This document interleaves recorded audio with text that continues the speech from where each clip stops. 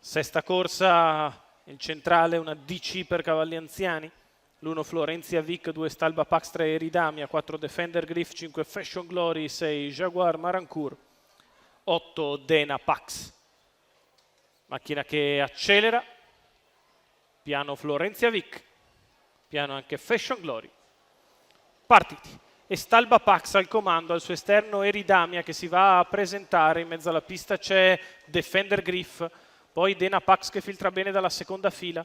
Passa Eridamia nei confronti di Stalba Pax, Defender Griff allo scoperto, galoppa Florenzia Vic. Poi Jaguar Marancourt, 200 metri iniziali in 14,2 con Defender Griff che va all'attacco di Eridamia, ne scaturisce così un parziale decisamente veloce per i primi 400 metri di corsa. Attacca Defender Griff, si difende Eridamia, 27,9 sul piede dell'1,10 al chilometro. E così match tra Eridamia e Defender Griff. Defender che poi riprende in mano per andare in seconda posizione al completamento dei primi 600 di corsa, passati in 42,5. Si muove ora Jaguar Marancourt che ha beneficiato dello strappo iniziale, inizia la sua risalita. Si trascinerà Dena Pax che Daniele Cuglini sposta in seconda pariglia, 800 metri iniziali in 57,1 sul piede dell'1,11 al chilometro ed Eridamia in vantaggio, Defender Griff alle sue spalle, Jaguar Marancourt che si impegna di fuori con in scia Dena Pax.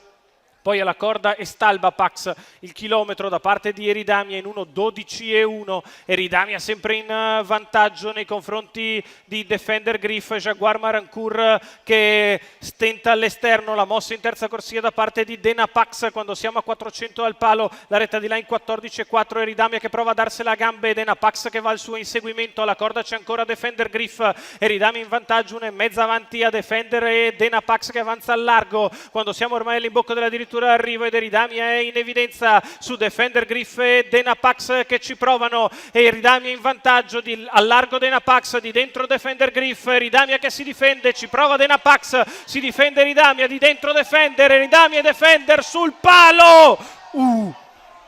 Strettissima tra Defender Griff di dentro e Eridamia di fuori. Poi Dena Pax 1,12,6 con l'attacco interno di Defender Griff e Francesco Facci che vanno su Eridamia dopo avergli dato 27,9 a partire. Torna in open stretch cattivo l'allievo di Eric Bondo per i colori della Stal Defender e probabilmente passa Defender Griff che vince una corsa strepitosa. Eridamia è buona seconda, al terzo posto finisce Dena Pax. Il successo di Defender Griff, Francesco Facci, Eric Bondo, la Stal Defender.